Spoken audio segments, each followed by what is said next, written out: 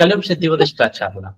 A miña intención nestes 40 minutos que imos ter, máis ou menos, é presentar conceptos da obra de Mark Fisher para que sexamos capaces de entender e articular mellor o noso pensamento ao redor do malestar na sociedade na que vivimos actualmente. E quizáis, máis ben despois na ronda de preguntas, ser capaces de atopar formas de abordar este problema no que vivimos pues, bastante metides. Entón, para chegar ao punto de tratar o malestar, vou partir primeiro dunha brevísima conceptualización do que entende Mark Fisher por... Escoitadesme ben, non? Vale, bueno. Do que entende Mark Fisher por realismo capitalista, que como seu gran concepto, e a partir daqui pasaremos ao traballo e á cultura na nosa sociedade. E como este pequeno análise de ambas as dúas nos dá claves para pensar iso que comentaba Iris, que é o malestar psicolóxico na nosa sociedade. Entón, por que Fisher? O motivo que é un pouco a idea que máis me interesa transmitir nesta charla é que a virtude que ten Fisher, que é moi guai, é que parece que te está falando a ti persoalmente de algo que ti concretamente viviches. Non é un destes pensadores de filosofía política que quizáis podes entender ao que se está referindo nun plano como abstracto, senón que cando o escoitas falar, que ten moitas charlas en YouTube, por sorte, cando lees os seus libros, podes empatizar realmente co que te está dicindo.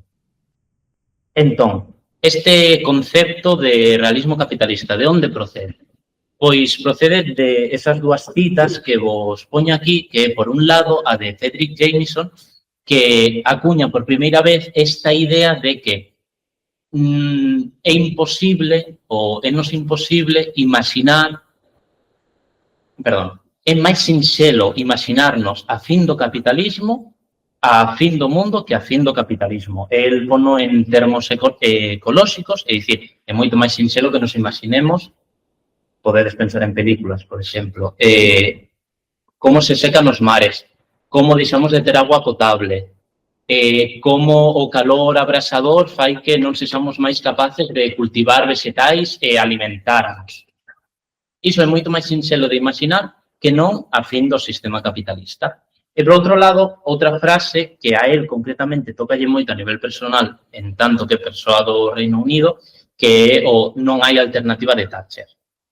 Estas dúas ideas combinadas o que nos leva é a esta concepción que ten Fisher de o realismo capitalista como unha atmósfera. Non estamos falando per se dun sistema novo, senón como de algo case fantasmagórico que nos envolve, que está en todas e cada unas das cousas que nos rodean e mesmo en nos mesmas, non?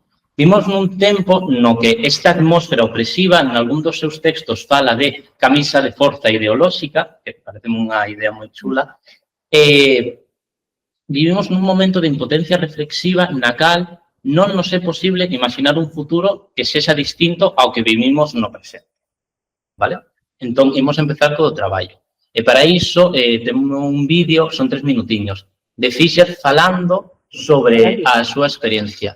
Agora, na pestaña do lado, aí o tes, en grande, que abaixo á dereita, play. Escoitase un pouco baixo, pero está subtitulado, vale? Machines sense anxiety to assure it. And now the card is not yours. You try the card again, nothing, only red light. The card isn't yours, but you should have access to the building. You have to borrow someone else's card because it's only possible to get swipe cards during the hours of 9 and 1, and you're working at these cards. Someone is behind you, you feel uncomfortable. Will they notice that the card does not belong to you? You try the card again, nothing, red light. So finally, you struggle to get it out of the bag. By the time you have it, the call has gone through to the answering service. You see that the call has come from another of your employers, and they get anxiety with it. What have you done wrong now? You have no time to worry about that at the moment. You try the swipe card again. At last, the green light comes on to your door. Rushing to bed down the corridor. which floor you're supposed to be on. You rifle through your bag until you find the documentation. You should be on this floor, but at the other end of the corridor. You walk towards the window, and suddenly your progress is blocked. There is no entry time. An office that cuts the corridor in half and through which there is no access. It's a nightmare to follow you. Every time you seem to get close, another obstacle appears. You'll have to go out of the corridor, down the stairs, and up the next step. Taking a number of white collar electric door on the way. By now, for 5 minutes, you hope to have before you start is evaporating back again. By the time you reach the room you're heading for, you're already late. You log onto the computer, or you try to log into the access. You try again, no luck. Then you remember, you're trying to log in from one of the using a login from one of the other institutions that you work at. It's difficult to keep track sometimes. Remember the correct login. Simply scan with your email address. See an email from an administrator. Have you filled in your bank details form? Yes, you filled it in. Weeks ago. But of course, you can't be sure. Maybe you only thought you filled it. Have they lost it? Flash of anxiety. Will you not be paid this? Last year, when you filled in all the same forms that you have to do to get this year, you were not paid for a whole 50-hour contract. You want to stay. Will the same thing happen again? But there's no time to worry about this now. You have a room of 70 students waiting to be brought. Such is life in the UK's bloated medical funded public.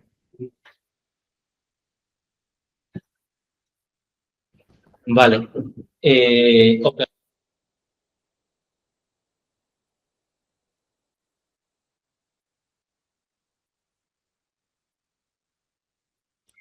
En Reino Unido do que él... Ahí estás. Ay, no, para adelante. Puede ser, sí. Sí, dale. Sí, claro. Perdón. Agora vou empezar a dicir palabrotas como empecé e xa me prepara. A cousa é, Fisher considera que este traballo que él acaba de definir, que creo que é bastante sinxelo empatizar con este proceso de ansiedade kafkiana, burocrática e angustiosa que dá unha ansiedade increíble, non é algo propio do que entendemos como traballo capitalista tradicional no sentido fordista, senón que estamos nun momento dunha organización do traballo distinto, o que entendemos como posfordismo. Dúas orixes deste posfordismo é o que se chaman as novas tecnoloxías da comunicación. Os smartphones, os correos, a internet, cambia radicalmente a forma na que nos relacionamos no traballo. Como dicía Iris antes, as xornadas laborais xa non rematan exactamente no momento no que saes da fábrica ou da oficina, porque no momento no que tes un destes no bolsillo, podente chamar, podete chegar un correo, tes que ser accesible constantemente. A outra, que é unha tese exporta de Fisher, é que este cambio do sistema de organización do traballo non foi algo exclusivamente imposto por forza por parte do neoliberalismo, senón que é, por parte deste, unha canalización dos desexos da clase traballadora mesma. Como, por exemplo, o feito de que ti curras nunha fábrica, que un curro de merda, é terrible, faste daño físicamente e emocionalmente desgastante, ti non queres quedarte 40 anos aquí. Queres unha alternativa. Pois o neoliberalismo dixoste no seu momento. Bueno, pois o que imos facer é que as relacións laborais sexan máis líquidas, máis fluidas, máis flexibles, para que ti poidas adicarte durante a tua vida laboral, os anos que sexan, a 7 curros distintos, 8, 9, 10. Incluso que esa xornada que empece e remata sempre a mesma hora, é repetitivo, é esgotador, imos tamén flexibilizar iso. Entón, o traballo neste realismo capitalista no que vivimos, véndese como un traballo libre, no que acabarás traballando de moitas cousas durante a túa vida. É flexible nos horarios e nos espazos nos que realizas o traballo. E mesmo tes a oportunidade, moi xenerosa pola súa parte, de adicarte a diferentes cousas á vez. Unha cousa maravillosa. Entón, outra das características deste traballo posfordista, que supoño que sobre todo xente que se adique a administración pode verse reflexado nisto é que hai un cambio do traballo cuxo fin principal é o propio traballo e a produción a un traballo que vai enfocado a reproducción e sobre todo a representación. A que nos referimos con isto de que un traballo estea enfocado na representación do traballo? Este libro está guai, Novo Sindicalismo, tedelo na Feira do Libro, que ten esta na CNC, e vou vos ler un parrafiño, vale? Que se lle das, tedelo ali para seguirme. Este non o traducí. No funciona, sigo sin poder dormir. Volver al instituto después de las vacaciones es como superar una tormenta para llegar al ojo de un huracán. El trabajo es un vendaval casi diario de presiones burocráticas y administrativas, papeleo, sesiones de supervisión, evaluación del rendimiento, inspecciones, formaciones, calendarios de corrección de exámenes que se vuelven una locura, plazos que no se cumplen, interminables listas de tareas pendientes. Todo esto al mismo tiempo que el trabajo por el que se nos paga en realidad impartir una educación atractiva y de calidad. Esta unha docente que escribe neste blog inglés tamén, na que fala dos seus problemas de sono por culpa do traballo que ten. Entón, que nos di ela? Que, aínda que teóricamente se nos estea pagando por un traballo X, no seu caso, impartir clases que sexan interesantes, atractivas, motivantes, o cal é moi difícil, casi imposible, sobre todo con certos ratios de ensinanza e toda esta hostia, todo iso, ademais, tenselles engadido o que podemos chamar metatraballos, é dicir, traballos sobre o propio traballo.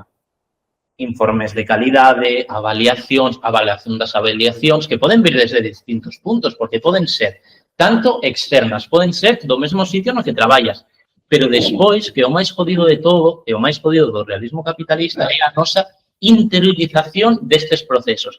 Ti mesmo, de ti mesma, acabaste evaluando constantemente. Hostia, estarei non facendo ben? Cumplimentarei o que me toca? Non, si, cargue bajo. Entón, cales son as consecuencias deste traballo? Outra vez, para recopilar e ir facendo pasos. Como este traballo? É un traballo precario, moitas veces, ou a maioría do traballo non ten sentido, ten cada vez máis cargas burocráticas e non está concentrado nun lugar ni nun tempo. Justamente esta última parte revélanos unhas consecuencias as que eu chamo consecuencias temporais do traballo. Moitos quizáis podedes, aínda agora, vivir nunha relación laboral que se parezca máis a isto que vou explicar como anterior, pero bueno, creo que me podes entender. Antes, o traballo estaba temporalmente limitado por unha hora de entrada e unha hora de saída. Esta hora de entrada e de saída o que facía era organizar o noso tempo vital.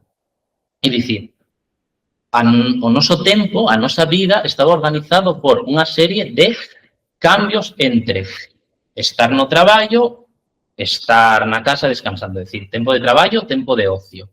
A semana laboral e a fin de semana. O curso de traballo coas vacacións.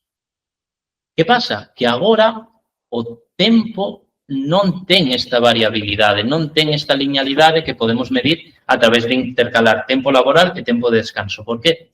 Porque, como dicía antes, co tema do teléfono, é imposible estar fora do tempo e do espazo de traballo, porque sempre non só é que sexamos accesibles, é que obligásenos a ser accesibles. Teño que anotar a anécdota dun colega de carreira que estaba currando quedamos para tomar algo de vez en cando, non? Bueno, ou dar unha volta, un día que fomos coñecer o seu can e a súa moza, moi chulo, moi divertido. Que pasa? Sona o teléfono.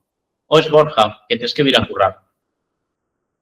Pois deixo todo, despedímonos, levábamos media hora, vivo en coche ata Santiago para podernos ver un anaco, pero que tiña que entrar a currar porque algo sucedería no curro. Iso é como a clase traballadora agora mesmo é incapaz de organizar o seu tempo como facía antes. Agora estamos nunha especie de continuo agobiante constante no cal non estamos nunca fora do horario nin tan sequera do espazo de traballo. Así, todo o tempo do que dispoñemos na nosa vida é un tempo productivo, é un tempo para o traballo, para o económico, ao fin e ao cabo. E aquí fixe fai unha cousa moi chula, chula no sentido de interesante, non que sea chula de verdade. É que agora estamos moi adoitados a facer ou levar a cabo distintas tarefas á vez. Por exemplo, estás desplazándote ao curro, vamos a asumir que en transporte público non estás conducindo, toco madeira, e podes contestar correos, podes enviar un mail, podes escribir algo, podes ir adiantando. Iso fai que estas mini tarefas que imos facendo ao longo do día non nos ocupen tempo, porque xa estamos facendo outra cousa, así que esa outra tarefa non lle dedicamos tempo, senón que nos crea tempo, fai nos gañar tempo, porque é algo que sacamos do día que tenemos que facer igualmente. Así que con ese desplazamento acabamos de xerar horas. Entón, este concepto de tempo productivo, este tempo, desde un punto de vista corporativista, ao fin e ao cabo, o que fai é que exista unha aceleración temporal na que, pola cantidad de cousas que facemos e pola cantidad de cousas que facemos simultáneamente, parece que o día teña máis de 24 horas. E isto é algo que nun principio podería ser algo positivo, pero é todo o contrario. Un día de máis de 25 horas, de máis de 24, de 26, é un día máis agotador, é un día moito máis desgastante física e, como vimos a falar aquí, mentalmente, ao fin e ao cabo. Así, o que acaba facendo isto é que non unha charla precisamente feliz, sinto moito. É dicir, a cousa non mellora. Esta forma na que vivimos o tempo e como vivimos as mini tarefas que temos que ir facendo, afectanos e concretamente afecta a nosa atención. Falase moito agora mesmo dos temas de problemas de atención, déficit de atención, TPSA e toda a movida. Fisher considera que isto non é outra cousa que unha atención adaptada ao mundo no que vivimos.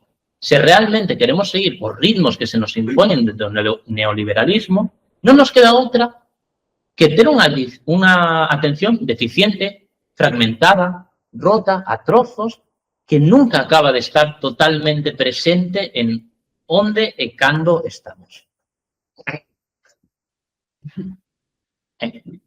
Vale, temos falado do traballo, de como se organiza o traballo na nosa época, neste realismo capitalista, e por outro lado, como este traballo nos afecta. Agora imos falar de outro elemento importante, que é a cultura. Pequeno cousa importante, Fisher empeza sendo basicamente exclusivamente crítico cultural e crítico musical. O cal é un problema, porque eu non escoito demasiada música e non entendo moito de música. Así que vou intentar, non me vou meter en absoluto nos malabares, que seguro que son maravillosos, se os entendes, de grupos musicais, de tipos de música electrónica nos que se mete el, porque eu sinto moito, pero... Vale. Entón, falamos diso, de que empeza facendo crítica cultural e crítica cultural concretamente das vanguardias de finais do século XXI. Ese momento da contracultura considera Fisher que ten unha potencia creativa increíble, inigualable. A creación cultural nese momento o que nos está facendo é avanzar constantemente, traer cousas novas. Que o que se atopa Fisher? Que a partir do século XXI, que fala concretamente do 2003, 4, 5, esa época, toda esa innovación desaparece por completo. Xa non hai cousas novas. Eu, como persoa que non escoita música, digo, joder, pero algo novo ten que haber, algunha cousa, non sei, interesante tense que facer. Entón, Fisher fai un exemplo moi, moi chulo que a min axudoume, espero que axude tamén como a entender o que está dicindo. O que fai Fisher é, imaginémonos que podemos viaxar no tempo, vale? É que collemos unha das cancións máis escoitadas este ano. Ok, collémola e vámonos aos anos 80, é dicir, hai 45 anos, bastante tempo. Que pasaría se lle ensinamos esta canción, esta música, a xente que vive e produce música e escoita música nesa época? Nada. Non se sorprenderían, non se chocarían, non terían unha reacción de «Guau, que chulo, de verdad facedes isto?» Ou a reacción contraria, pero iso non é nin música, xa non sabedes o que facedes. Non, diría, de verdad, isto é do futuro. estarían prácticamente decepcionados. Outra vez, como non sei poñer exemplos concretos, busquei en Spotify canciones máis escuchadas, tacatá, tacatá. E saíme unha pinchei nunha aleatoria de Harry Styles, que eu tiña... Non vai sair ben, xa está, vale? Okay. Pero, por curiosidade, doulle e busco a canción. E o primeiro que me aparece en Google é como el pop de los 80 influencia el nuevo hit de Harry Styles. E eu, ¡qué guai! Non no bo sentido, non? Pero que guai para a charla. Justamente, un dos hits máis tochos dos últimos anos é unha recuperación dun estilo, pois, diso, justamente dos anos 80 do Reino Unido, joder. Nin feito a medida para a charla. Hai un segundo experimento que pasaría se dos 80 collemos unha canción e a levamos aos 60. Nin tan sequera a metade do tempo de viaxe temporal. Porque a xente dos 60 fliparía. Non entendería o que está pasando. Moita xente diría que xa non é música, pero recoñecerían a novidade. Vale?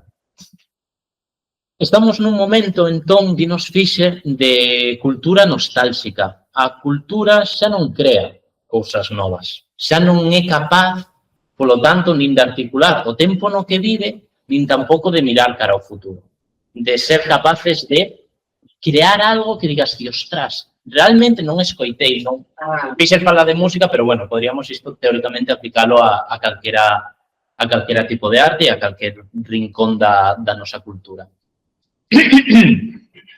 Está, isto creo que intuitivamente podemos entender, vivimos nunha cultura do reestreno, do refrito, das secuelas, das adaptacións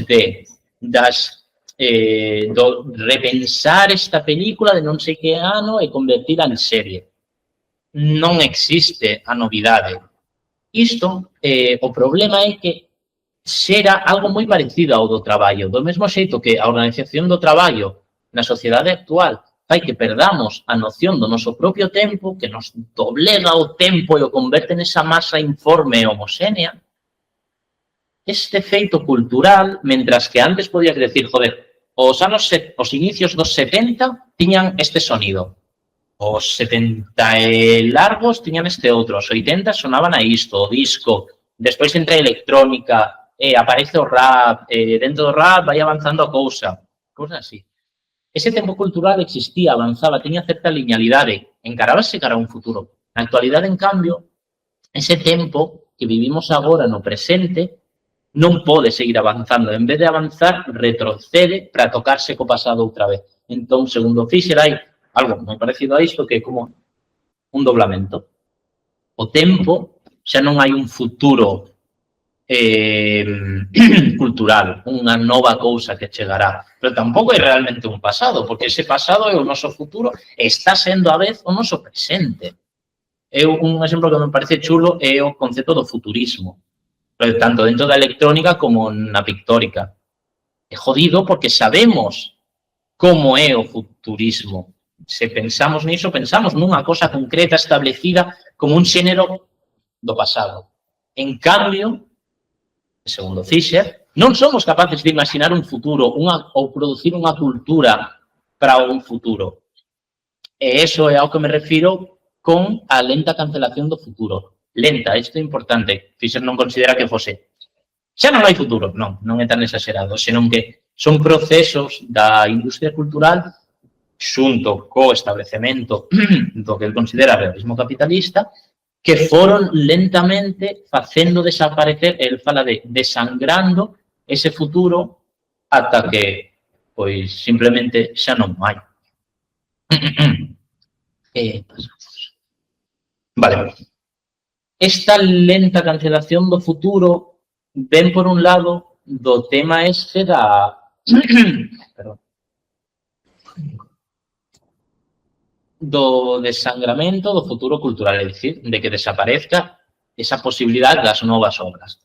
Pero é que, mentre hai unha, pararemos, de deceleración da cultura, a vez, e casi en paralelo, estáse producindo unha aceleración loquísima da tecnoloxía, concretamente das tecnoloxías da información, das que falábamos antes co tema do traballo. Eu ali poño, ocorreuseme isto para ver un pouquiño, porque me parece curioso, non? Que no 73 é o primeiro teléfono móvil, no 2000 o típico Nokia este que era como unha pedra que eu xogaba fútbol con él, que non rompía. E despois só pasan 7 anos e xa temos o primeiro iPhone. E despois 5 anos máis existe o primeiro reloxo inteligente. E só despois de 3 anos xa temos o Apple Watch. Toda a hostia de cantidade inimaginable de marcas de reloxos inteligentes que apareceron. Isto é un poquinho para representar iso que mentras que durante xustamente eses anos a cultura vai parando, a aceleración tecnolóxica fai absolutamente todo o contrario, coas consecuencias que isto ten, obviamente, na nosa vida, que dicíamos de engadir horas ás nosas 24 de vida. Que pasa? Que entón vivimos nunha doble tensión bastante jodida, dunha apatía, dun fastío enorme, no que non hai nada novo, nada nos chama atención porque non hai nada novo, pero a veces unha ansiedade tremenda e terrible de velocidade, de cambios constantes aos que non chegamos, aos que é imposible chegar nin económica, nin conceptualmente. Non falamos aínda, pero, bueno, imos empezar agora a poñerlle os puntos sobre as íes á cuestión do malestar, vale? Por un lado, temos como hai unha sensación de ansiedade xeralizada producida pola aceleración. E, por outro lado, unha sensación de fastío, depresivo, lento, pesado, como justamente como nos falaba Fischer, desa experiencia que tivo él. É unha experiencia profundamente ansiosa, de acelere, de querer ir correndo a todos lados, pero como non la conta? Pesadamente, porque así é, segundo Fischer, o malestar que vivimos, un malestar moi acelerado e moi lento e parado a vez. Vale.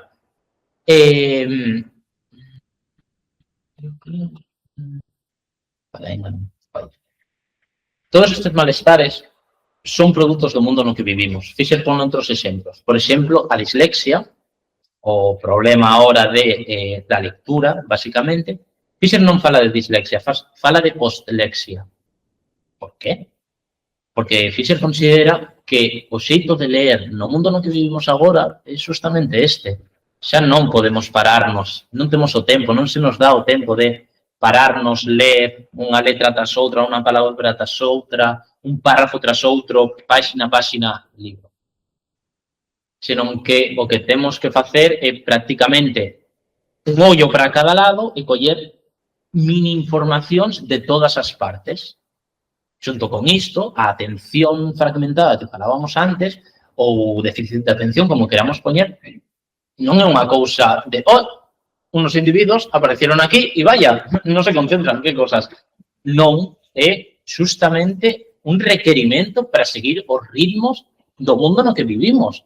Se realmente és capaz de pararte e experimentar algo ao 100%, o que estás facendo é perdéndote todo o resto de cosas que te están rodeando. E non te podes permitir iso, porque, como dicíamos antes, todo o noso tempo é tempo ao servizo do capital. Sorpresa, o realismo capitalista non admite tal cousa, senón que atribúelle dúas posibles orixes a todos estes malestares. O ben, é un elemento neurobiolóxico que ten que ser tratado polo individuo a nivel farmacolóxico, consumindo. Por outro lado, pode ser un tema da súa historia familiar. Joder, meu, se creciches nunha casa pobre, pois normal que teñas problemas. O que tens que facer é ir ao terapeuta e que te axude a organizar todo isto e a estar ti ben. El fala moito do voluntarismo máxico. Esa idea de que se ti queres estar ben, pois podrás estar ben. Por que non? Se eso, como diría Thatcher, se o único que existe é o individuo e a familia. Tira para adiante. Vale, isto é o que Fischer entende e conceptualiza como a privatización do estrés. O último xa, isto e casi por gusto meu persoal, isto falado concretamente en realismo capitalista, pareceme moi chulo. O tema da depresión e do hedonismo depresivo. Por un lado está o tema da depresión. Fischer entende a depresión como algo prácticamente paralelo a como funciona o propio realismo capitalista, porque a súa base é prácticamente a mesma, a cancelación de todo o futuro, a idea de que todo está como está e vai seguir estando así de mal, concretamente. Como chegamos, entón, a un estado depresivo? Pois por todo o que vimos contando antes, porque a nosa concepción do tempo e a nosa vivencia do propio tempo o que fixo foi doblarse sobre si mesma e facer desaparecer o futuro, o presente e máis o pasado. Só hai unha especie de amalgama na que intentamos sobrevivir. Unha amalgama temporal, por decirlo de algún xeito. Entón, esta depresión é percibida, a diferencia da tristura, por exemplo, non somos autoconscientes de, joder, estou triste, pero bueno, pásame por isto e vou deixalo de estar. En cambio, a depresión, segundo Fischer, non é un estado totalmente autoconsciente e tampouco é un estado no que poidamos saber exactamente o motivo. Pois exactamente como falábamos antes de realismo capitalista, como esa atmósfera que está por todas partes e parece que non está por ninguna, que a intuimos, pero é moi difícil conceptualizar a vez. O dito, a depresión, segundo Fischer, é esa idea de que non todo está igual que como vai estar no futuro, igual que o realismo. En cambio, hai unha pequena diferencia co hedonismo depresivo, que a mí me parece chula. Di Fischer que tamén a depresión estaría marcada por esa incapacidade de atopar placer de ningún xeito. Pois nesta néboa depresiva na que podemos estar vivindo, non hai ningún xeito de algo, dun rayito de esperanza, non diríamos de algo que digamos, hostia, que guai, que chulo. En cambio, o hedonismo depresivo que Fischer atopa, sobre todo nos seus estudantes de secundaria, é todo o contrario, é a incapacidade de deixar de buscar placer. O cal é curioso, porque se ven, son cosas que a priori consideraríamos que son moi distintas, que incluso opostas entre elas, a súa orixe, segundo Fischer, é a mesma, a idea de que non é só que non naxa futuro, senón que nem sequera temos presente. Por exemplo, cando fala da contracultura punk, cando os Sex Pistols berraban non hai futuro, quizás eles non tiñan futuro, pero tiñan o presente dende onde berrado. En cambio, segundo Fischer, nós, na situación do realismo capitalista na que vivimos, nin tan siquiera temos eso realmente. Senón o que temos, no caso do hedonismo depresivo, é unha especie de, en vez de presente, de o inmediato. Só nos queda o instantáneo. O momento dese de mínimo placer que parece que nos mantén conectados e nos mantén vivos. Pero que, xa para concluir, non nos leva nin para futuro, nin para pasado, nin para ningures. Nada, lo dixo aquí, o mesmo Fischer, que podemos facer, é un tema complicado como, bueno, Fischer suicídase no 17, ou no 16 ou no 17, en xaneiro. E el, nese momento, justamente, era no que estaba empezando a desenvolver as súas ideas sobre justamente que podemos facer. Entón, na súa obra, moitos críticos consideran que non hai unha liña de acción concreta.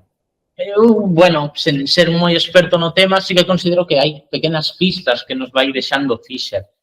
Cando el se suicida, el faino a metade, non sei se é xusto metade, pero, bueno, máis ou menos, dun curso que estaba dando na universidade que se chama Desexo Postcapitalista. Justamente enfocando a esa idea de, vale, sabemos como estamos, mal, moi mal, terrible, vamos a intentar cara onde podemos ir. Haberá un futuro, poderemos construir un futuro, poderemos construir algo, o desexo capitalista que nos leve máis aló.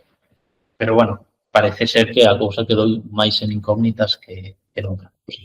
E iso é todo, temos un cachiño curtiño para algunhas preguntas, comentarios ou que sexa, pero nada, moitas gracias.